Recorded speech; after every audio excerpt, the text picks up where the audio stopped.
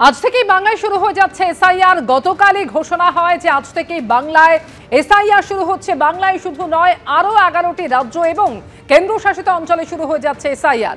এবং এসআইআর ঘোষণা হতেই আজকে সর্বদল বৈঠক হতে চলেছে। সিইও দপ্তরে এই সর্বদলীয় বৈঠক হবে, যেখানে স্বীকৃত রাজনৈতিক দলের সঙ্গে বৈঠক করবে কমিশন। এবং আজ থেকে বাংলা সহ 12টি রাজ্য ও কেন্দ্রশাসিত অঞ্চলে শুরু হয়ে গেল এসআইআর এর প্রক্রিয়া। এই মুহূর্তে টেলিফোনে আমাদের সঙ্গে রয়েছেন প্রতিনিধি রুমা পাল। রুমা, ইতিমধ্যেই এসআইআর আজ থেকে শুরু হচ্ছে বাংলা সহ মোট 11টি রাজ্য এবং কেন্দ্রশাসিত অঞ্চলে। সেক্ষেত্রে আজকে জানা যাচ্ছে এই সর্বদল বৈঠক কি নিয়ে আলোচনা হতে পারে, ঠিক কি হতে পারে সর্বদল বৈঠকে? নির্বাচনী আধিকারিক মনোজ কুমার আগরওয়াল আজকে স্বীকৃত রাজনৈতিক দলের সঙ্গে মিলিত হবেন এবং জানিয়ে রাখি যে সর্বদল বৈঠক প্রত্যেকটি রাজনৈতিক দল থাকবে। কারণ এই নির্বাচন কমিশন যে প্রক্রিয়া শুরু করেছে সেক্ষেত্রে রাজনৈতিক দলেরও কিন্তু একটা বিশেষ ভূমিকা রয়েছে এবং তাদের বুথ লেভেল এজেন্ট তাদেরও বিশেষ ভূমিকা রয়েছে। সে কারণে তাদের আবার কিন্তু এসআইআর সম্পর্কে পুরো প্রক্রিয়া সম্পর্কে আবারও অবহিত করা। এবং তার সঙ্গে আরো একটা বিষয় বলে রাখি যে যেহেতু বিএলওরা 4 তারিখ থেকে প্রত্যেকটা ভোটারের বাড়ি বাড়ি যাবেন, প্রক্রিয়া শুরু হয়ে গেল আজ থেকে, কিন্তু 4 তারিখ থেকে তারা একদম ভোটারদের বাড়ি বাড়ি যাবেন। সেক্ষেত্রে অবশ্যই কোনো অসুবিধা থাকলে বিএলএরাও কিন্তু সেই বিষয়ে দেখতে পারেন এবং বুথ লেভেল এজেন্টের খুবই প্রয়োজন রয়েছে। এবং সেক্ষেত্রে কিন্তু জানিয়ে রাখি এখনো পর্যন্ত নির্বাচন কমিশন আগেই জানিয়েছিল যে বুথ লেভেল এজেন্ট তাদের রাজনৈতিক দলের তাদেরকে কিন্তু তাদের নাম বা সমস্ত কিছু তাদের তথ্য দেওয়ার ক্ষেত্রে এখনো পর্যন্ত যা খবর সেটা তৃণমূল কংগ্রেসের পক্ষ থেকে 5000 এরকম বুথ লেভেল এজেন্টের তাদের নির্বাচন কমিশনকে জানানো হয়েছে এবং 7000 জানানো হয়েছে বিজেপির তরফ থেকে। তুলনামূলকভাবে খুবই কম রয়েছে, যে বুথ অনুযায়ী যে যত সংখ্যায় দরকার সেটা ক্ষেত্রে কিন্তু খুব কম রয়েছে। সেক্ষেত্রে বুথ লেভেল এজেন্টদেরও কিন্তু একটা বিশেষ গুরুত্বপূর্ণ জায়গা এখানে রয়েছে, কারণ তারাও কিন্তু দেখবেন যে তাদের কোনো ভোটারের কোনোভাবে কোনো বাদ চলে গেল কিনা, বা সেক্ষেত্রে কোনো যদি অসুবিধার মধ্যে থাকে তারা আবার বিএলএর সঙ্গে কথা বলতে পারবেন। পরবর্তীতে এগুলো ধাপে ধাপে কিন্তু বৈঠক মিটিংও তারা করতে পারবেন। নির্বাচন কমিশন এটাই জানাচ্ছে না, এমন নয় যে বিএলও আসার পর যদি কোনো ভোটারের ক্ষেত্রে যদি কোনো অসুবিধার সম্মুখীন হতে হয় সেক্ষেত্রে বিএলএ কে তারা জানাতে পারেন এখানে কিন্তু এই ভোটারদের এই অসুবিধার মধ্যে রয়েছে। সেক্ষেত্রে বিএলও কিন্তু সেই প্রক্রিয়াটা সহজ করে দিতে পারে এবং সেক্ষেত্রে তাদের যে এনুমারেশন ফর্ম রয়েছে সেটা কিভাবে ফিল আপ করতে হবে সেটা সাহায্য করতে পারে। অর্থাৎ নির্বাচন কমিশন যেহেতু রাজনৈতিক দল তাদেরই সাহায্য প্রয়োজন রয়েছে, সেই জন্য যাতে বুথ লেভেল এজেন্ট যাতে প্রোভাইড করা হয় খুব দ্রুত এবং সেক্ষেত্রে যদি কাজটা আরো ত্বরান্বিত হয় এবং সুষ্ঠুভাবে হয় সেক্ষেত্রেই কিন্তু সমস্ত বিষয় নিয়েই আজকে এই সর্বদল বৈঠক ডাকা হয়েছে। অবশ্যই সর্বদল বৈঠকের পর মুখ্য নির্বাচনী আধিকারিক তিনি আবার আলাদাভাবে সাংবাদিক সম্মেলন করবেন, কারণ বাংলার পরিপ্রেক্ষিতে যা যা প্রয়োজনীয়। একটা কথা মনে করিয়ে দিই, কালকে কিন্তু মুখ্য নির্বাচন কমিশনার জ্ঞানেশ কুমার কিন্তু বলেছিলেন যে কিছু অতিরিক্ত ইনস্ট্রাকশনস আসবে। কি সেই অতিরিক্ত ইনস্ট্রাকশনস এখনো পর্যন্ত সেটা জানা যায়নি, যেহেতু কালকেই এসআইআর ঘোষণা হয়েছে। পরবর্তীতে ধাপে ধাপে জানা যাবে যে কি অতিরিক্ত ইনস্ট্রাকশনস রয়েছে। সেক্ষেত্রে আজকে যেমন সর্বদল বৈঠক রয়েছে, এছাড়াও কিন্তু ইসিআই এর পক্ষ থেকে সমস্ত রাজ্যে যেখানে এসআইআর হবে তাদের সিইও এবং জেলা নির্বাচনী আধিকারিকরা যারা রয়েছেন তাদের সঙ্গে কিন্তু ভিডিও কনফারেন্সের মাধ্যমে তারা বৈঠক করবেন, তাদের সঙ্গে মিটিং হবে। এবং সব থেকে বড় আরেকটা বিষয় হচ্ছে প্রিন্টিং, এনুমারেশন ফর্ম প্রিন্টিং করার ক্ষেত্রে। কারণ এই এনুমারেশন ফর্ম যখন আসবে একদম সফট কপি চলে আসবে ইআরও পোর্টালে, তারপরে কিন্তু প্রিন্টে যাবে। প্রিন্ট প্রত্যেকটা ভোটারের ক্ষেত্রে কিন্তু 2টো ফর্ম বেরোবে এবং সেক্ষেত্রে 7,65,00,000 যে ভোটার রয়েছে সেক্ষেত্রে 15 কোটির মতো ফর্ম সেটা ছাপাতে হবে।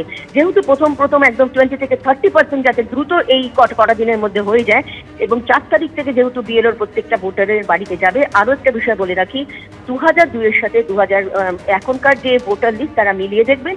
যদি 2002-তে কারোর যদি দেখা যায় যে নাম আছে সেক্ষেত্রে কিন্তু তাকে কিন্তু কোনো ডকুমেন্ট দিতে হচ্ছে না, এমনটাই কিন্তু জানাচ্ছে কমিশন।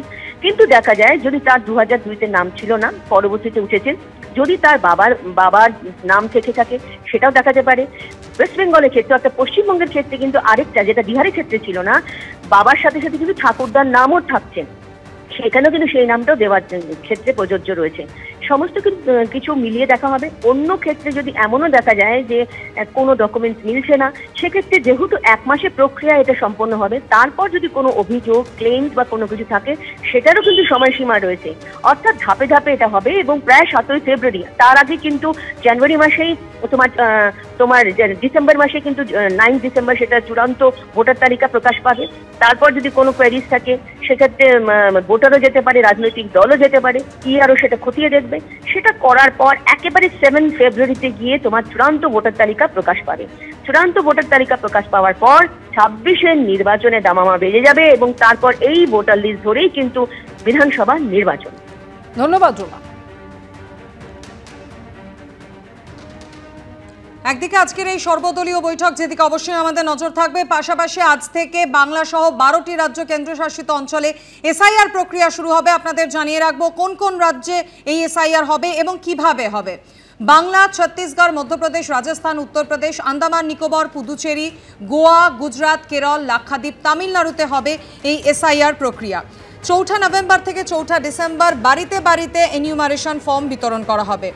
এরপর 9 ডিসেম্বর খসড়া ভোটার তালিকা প্রকাশ করা হবে। 9 ডিসেম্বর থেকে 2026-এর 8ই জানুয়ারি পর্যন্ত জানানো যাবে এই সংক্রান্ত অভিযোগ। 9 ডিসেম্বর থেকে 2026-এর 31শে জানুয়ারি পর্যন্ত অভিযোগের ভিত্তিতে শুনানি চলবে। 7ই ফেব্রুয়ারি 2026 চূড়ান্ত ভোটার তালিকা প্রকাশ করা হবে। 31শে জানুয়ারির মধ্যে বাংলা সহ 12টি রাজ্যে এসআইআর-এর গোটা প্রক্রিয়া শেষ হবে। বাংলা, উত্তরপ্রদেশ, গুজরাট সহ 12টি রাজ্য এবং কেন্দ্রশাসিত অঞ্চলে হবে এই এসআইআর, যা প্রক্রিয়া আজকে থেকেই শুরু হবে।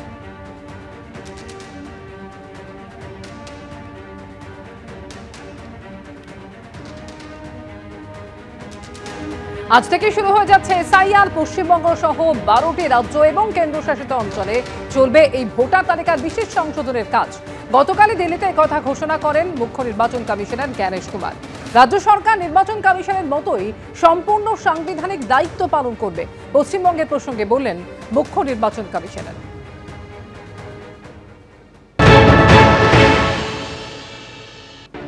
पश्चिम बंगाल से कई बार ये बात आई है कि वो होने नहीं देंगे एसआईआर। स्पष्ट करना चाहता हूं कि संविधान के अंतर्गत हर संवैधानिक संस्था को अपना दायित्व निभाना होता है।